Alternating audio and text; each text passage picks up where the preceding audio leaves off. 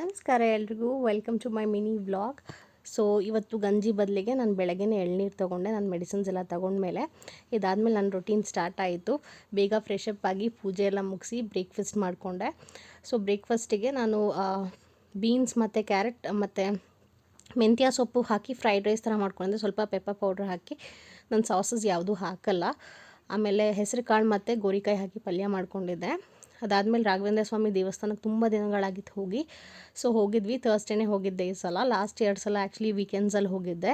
Thursday ಸ್ವಲ್ಪ crowd ಜಾಸ್ತಿ ಇರುತ್ತೆ ಅಂತ ಈ ಸಲ ಥರ್ಸ್ಡೇನೇ ಹೋಗಿದ್ದೆ.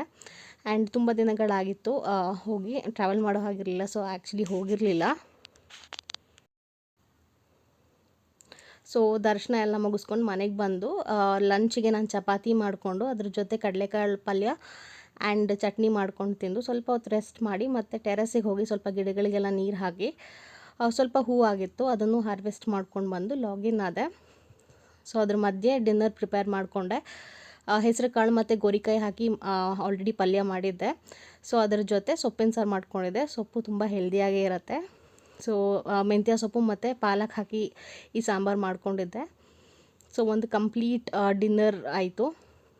ಸೊಪ್ಪಿನ ಸಾರು ಮತ್ತು ಪಲ್ಯ, ಅನ್ನ. ಸೊ ಈ ಮಿನಿ ವ್ಲಾಗ್ ನಿಮ್ಗೆ ಇಷ್ಟ ಆಗಿದೆ ಅಂತ